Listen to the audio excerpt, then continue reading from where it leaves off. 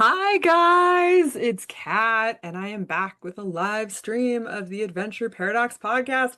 My gosh, it's been a while. It has been a while. It has been a Jackson Hole minute, if you will. So many beautiful things happened in June. You probably heard a little bit of the Speak Truth to Live Summit, the 21 incredible speakers that were featured on this beautiful summit. You can go and subscribe, theadventureparadox.com/speak truth. We're going to keep it open through the summer. Thank you, podcast listeners. You're the first to hear it. But today, I want to talk a little bit about summer. I want to bring you up to speed with some of the adventures going on in my family, some of the paradoxes that we are experiencing in this summer of horses, this season of horses, and what you can do, whether you have horses around you or not, to have the best summer ever. Okay? Because that's what we're here for. And again, there are paradoxes. Anytime you put that out there, make plans, watch God laugh. It might not be the thing you thought it was going to be, but if you keep showing up and doing the work and insisting on trying again, I promise you it's going to get better because you're going to get better because you keep showing up. So here I am. I'm a mom showing up to another summer. My children are 7 and 9. Last summer, we did a lot of summer camp. My husband was traveling for 3 weeks and our basement flooded. Yeah, it was kind of rough.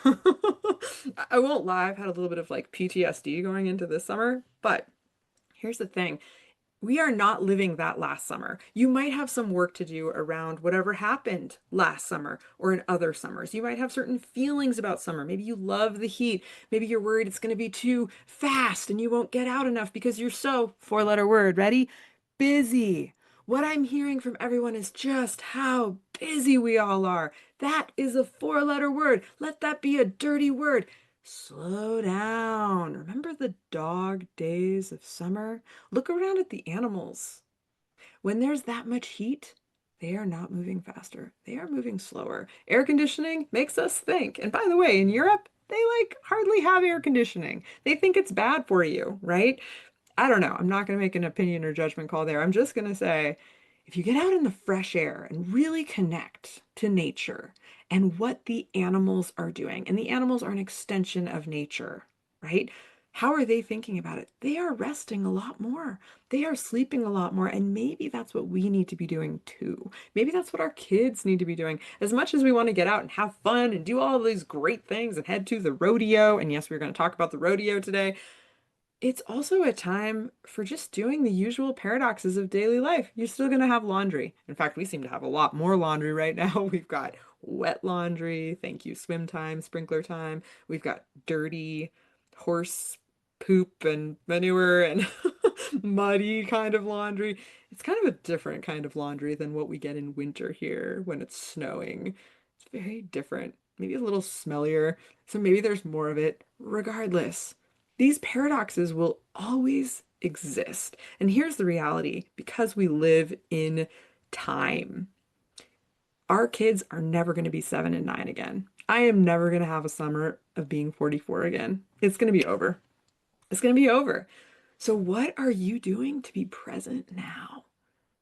What plans have you made to truly be present? And you know what? I'm all about the COP, the cop out, the change of plans, as long as you are not copping out on your truth, on your life. You are going deeper in what it is that you are really called to. Because that's what we're all really called to. Because you know what? As far as I'm concerned, we only got the one life. I'm not sure about all that past life stuff. All I know is I've got this one. I've got these babies. I've got these responsibilities. I've got this beautiful podcast and audience listening. I'm so grateful for this one. So let's make the most of this one. Let's do the best that we can do to stay connected, to engage, to keep doing the work that we really feel called on a soul level to do here. So let's talk about that work. My children, last summer, we went to 2 rodeos. Now we live in a place where we have actually lots of rodeos going on around us. And the seed was planted for my girls to, quote, want to rodeo this summer. I didn't know that was going to happen, but that is what has happened. Mind you, my children are 7 and 9. They are just starting to learn how to lope or canter, which is the faster gait that then moves into a gallop, which is what you see the racehorses doing.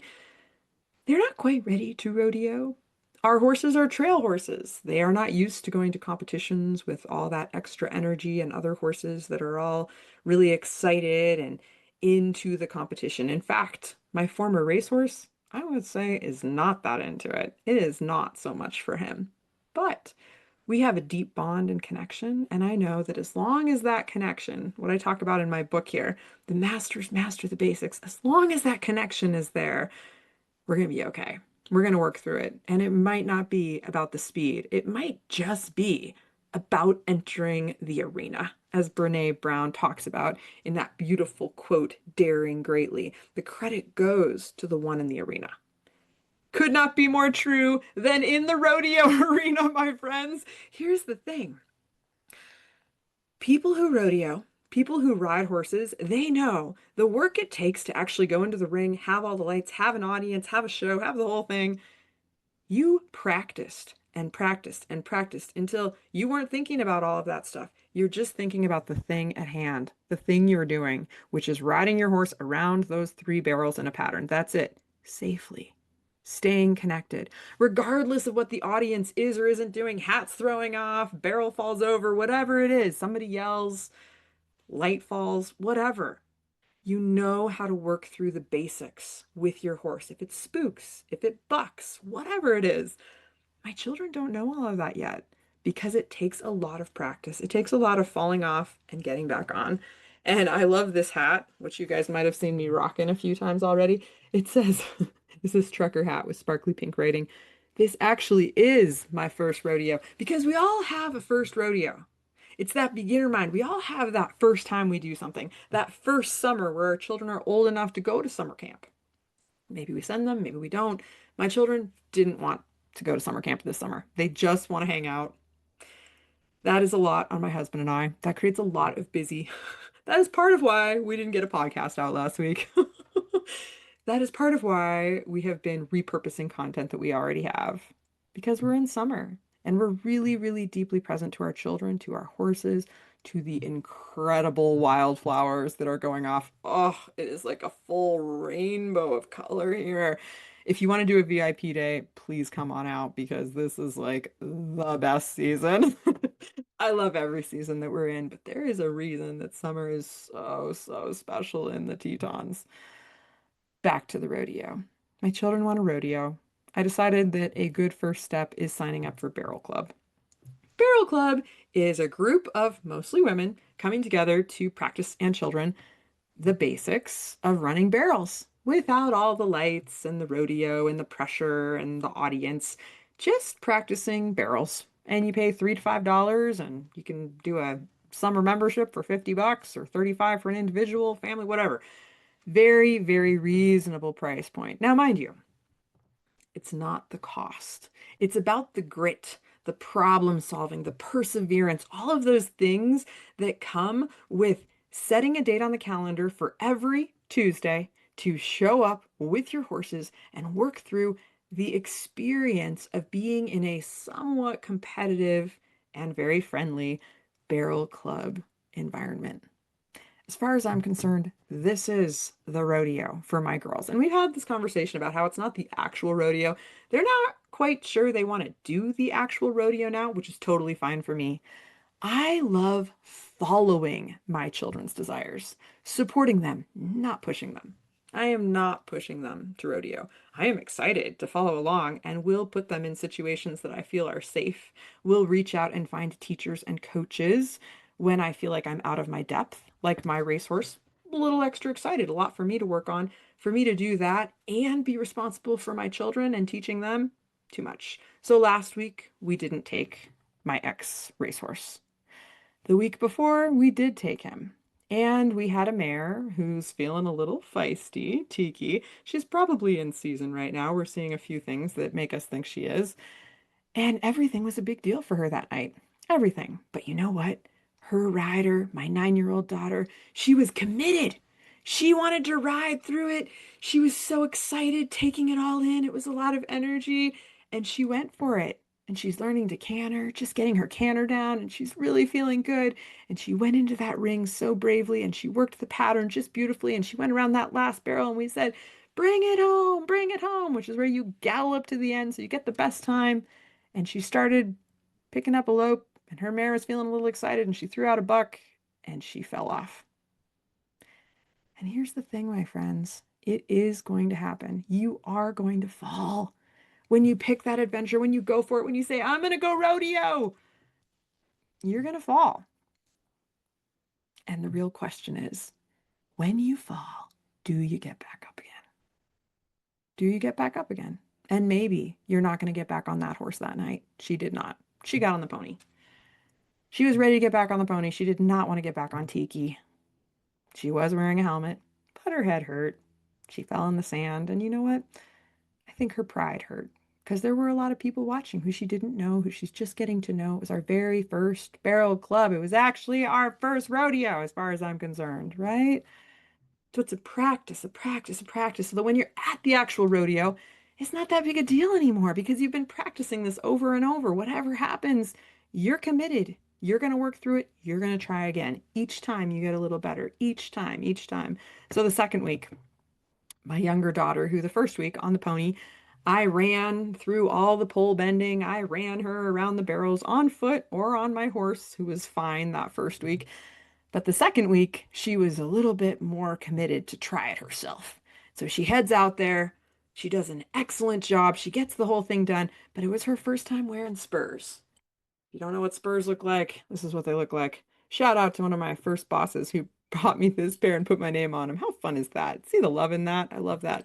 So a spur gives that little extra pressure when you might not otherwise feel it. So it's the difference between a tap with the heel of your boot or a little bit more of a tap with the spur of your boot. And this pony was not listening to her when she was kicking. So we got her a pair of little kid spurs so that she could get a little bit more of his attention to move forward, a little bit more respect from him. Otherwise, he was like, oh, I'm a pony, I'm going to do what I want. So she takes him around the last pole bend and she used those spurs a little too hard. And the pony said, forget it. And he took off, did a little buck, and sure enough, she popped off. So how's mom feeling now? In case you're wondering, let's just have at it, right?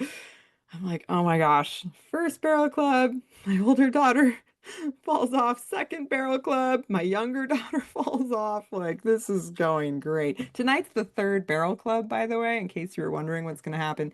And on the first one, we took 3 horses. On the second one, we took 2 horses. Tonight, we are going to take 4 horses.